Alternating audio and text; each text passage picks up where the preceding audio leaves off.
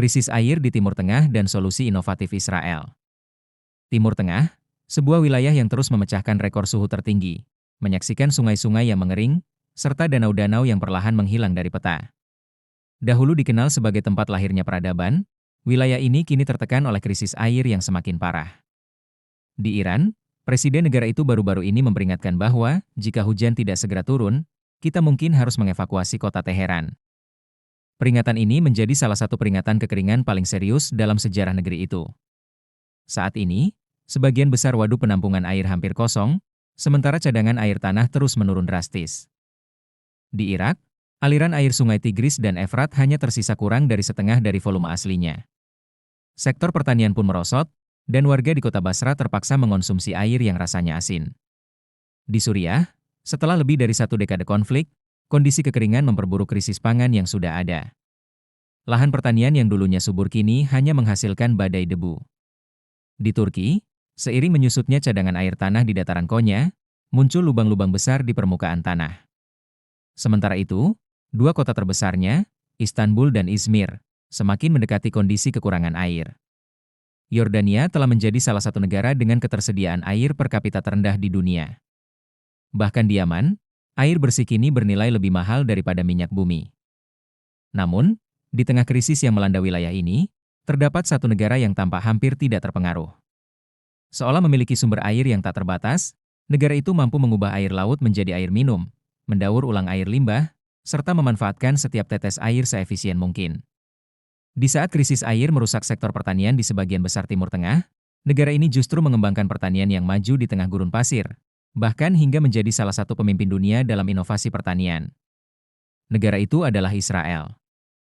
Sekitar 80% kebutuhan air minum di Israel kini berasal dari air laut yang telah mengalami proses penghilangan garam dari Laut Tengah. Sebagian besar sisanya bersumber dari air limbah yang telah diolah kembali.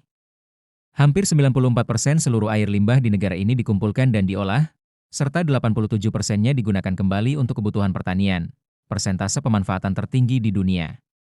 Berkat langkah ini, Israel menjadi salah satu negara beriklim gurun yang mampu memenuhi kebutuhan air minum dan hasil pertaniannya secara mandiri. Bagaimana Israel mewujudkannya? Sekitar separuh wilayah Israel memiliki iklim semi kering, sedangkan bagian selatannya didominasi oleh iklim gurun. Curah hujan rata-rata tahunan hanya mencapai sekitar 800 mm di bagian utara, 400 mm di pedalaman timur, dan hanya 20 mm di wilayah selatan. Secara historis, negara ini hanya mengandalkan Danau Galilea di utara serta cadangan air tanah yang terbatas. Namun, pertumbuhan jumlah penduduk, aktivitas pertanian yang intensif, serta siklus kekeringan membuat persediaan air tawar menurun tajam pada akhir abad ke-20.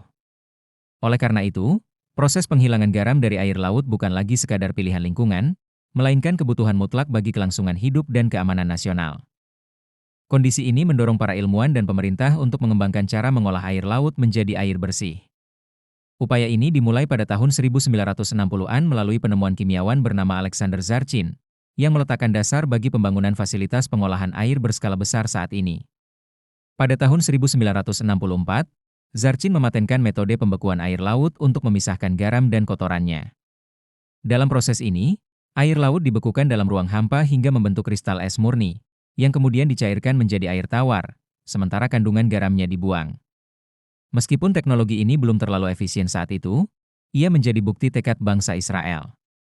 Zarchin kemudian mendirikan perusahaan ID Technologies pada tahun 1965, yang kelak menjadi salah satu pemimpin dunia dalam teknologi pengolahan air. Perubahan besar terjadi ketika teknologi osmosis balik mulai dikembangkan. Metode ini bekerja dengan menekan air laut melewati selaput berpori halus bertekanan tinggi, sehingga molekul air dapat lolos sementara garam dan kotoran tertahan. Israel menjadi salah satu negara pertama yang menerapkan sistem ini dalam skala luas untuk mengatasi kelangkaan air. Pembangkit pengolahan air laut pertama dibangun di kota Eilat pada tahun 1997. Meskipun berkapasitas kecil, fasilitas ini menjadi harapan baru bagi masa depan persediaan air negara itu. Pada tahun 2002, akibat dampak kekeringan yang meluas, pemerintah menyetujui pembangunan sejumlah fasilitas pengolahan air laut berkapasitas besar di sepanjang pesisir Laut Tengah. Targetnya adalah menghasilkan 305 juta meter kubik air bersih setiap tahun pada tahun 2010, dan meningkat menjadi 500 juta meter kubik pada tahun 2015. Kapasitas ini terus bertambah seiring beroperasinya fasilitas Ashkelon pada tahun 2005 dan Hadera pada tahun 2009. Hingga akhir tahun 2008, total kapasitas pengolahan air telah mencapai 130 juta meter kubik per tahun. Selain membangun fasilitas pengolahan air, pemerintah juga meluncurkan program penghematan air secara nasional. Pada tahun 2012 saja, fasilitas Ashkelon mampu memproduksi 15.000 hingga 16.000 meter kubik air per jam, yang memenuhi sekitar 15% kebutuhan air seluruh negeri. Kemudian pada tahun 2013, beroperasilah fasilitas Sorek, salah satu instalasi osmosis balik terbesar di dunia, yang mampu menghasilkan 234 juta meter kubik air bersih setiap tahunnya. Saat ini, Israel mengolah sekitar 2 juta meter kubik air laut menjadi air tawar setiap harinya. Sebagian besar dialokasikan untuk kebutuhan rumah tangga dan perkotaan, sedangkan sisanya digunakan untuk mengairi lahan pertanian secara aman. Berkat perubahan ini, tekanan terhadap sumber air alami berkurang drastis.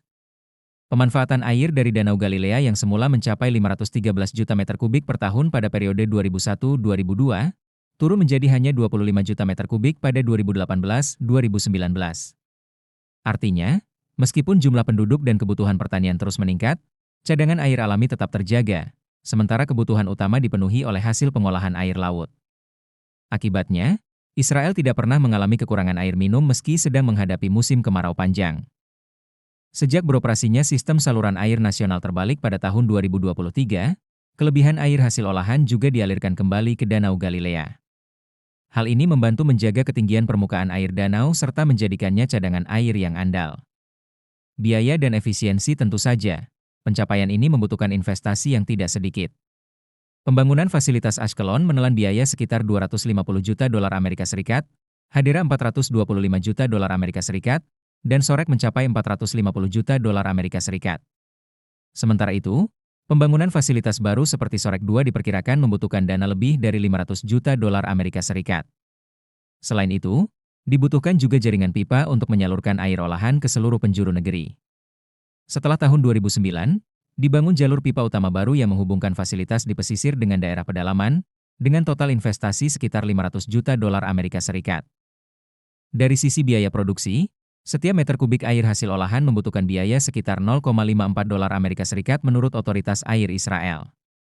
Angka ini memang lebih tinggi dibandingkan air tawar alami yang hanya sekitar 0,10 dolar Amerika Serikat per meter kubik, namun tetap tergolong sangat efisien jika dibandingkan standar dunia. Di banyak negara lain, biaya pengolahan air laut berkisar antara 0,50 hingga 1,00 dolar Amerika Serikat per meter kubik, bahkan ada yang mencapai lebih dari 3,00 dolar Amerika Serikat. Namun, pengolahan air laut hanyalah separuh dari solusi yang diterapkan Israel. Negara ini juga menjadi pemimpin dunia dalam hal daur ulang air limbah. Menurut data Organisasi untuk Kerjasama dan Pembangunan Ekonomi, OECD, sekitar 94% air limbah di Israel dikumpulkan dan diolah, serta lebih dari 87%-nya digunakan kembali, terutama untuk kebutuhan pertanian. Salah satu fasilitas pengolahan terbesarnya, yaitu instalasi pengolahan air limbah Shafdan di dekat Tel Aviv, mampu mengolah sekitar 370 juta liter air limbah setiap harinya.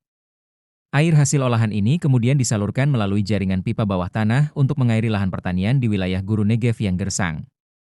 Sejak diberlakukannya peraturan baru pada tahun 2010, standar kualitas air olahan semakin diperketat, terutama terkait kadar garam dan logam berat, sehingga keamanannya untuk pertanian selalu terjaga.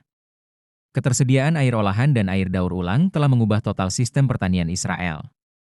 Negara ini mampu memenuhi sebagian besar kebutuhan pangannya sendiri serta menghasilkan panen buah, sayuran, dan biji-bijian dalam jumlah melimpah meskipun berada di wilayah beriklim kering. Karena sebagian besar kebutuhan irigasi menggunakan air daur ulang, maka cadangan air tawar alami dapat disimpan khusus untuk kebutuhan minum. Keseimbangan ini menjamin pasokan air yang stabil baik di kota maupun di daerah pedesaan. Pengalaman Israel membuktikan bahwa terdapat langkah-langkah efektif yang dapat diambil untuk mengatasi krisis air berskala besar. Pembangunan fasilitas pengolahan air berskala besar guna mengubah air laut menjadi air layak pakai dapat menjadi contoh bagi wilayah kering lainnya. Sebuah pelajaran yang jelas, di wilayah seperti Timur Tengah, jalan menuju ketahanan hidup terletak pada inovasi dan investasi. Air bukan lagi sekadar sumber daya alam, melainkan bagian dari keamanan nasional. Dan revolusi pengolahan air yang dilakukan Israel menunjukkan bahwa dengan dukungan teknologi, bahkan lautan sekalipun dapat menjadi sumber air minum bagi sebuah negara.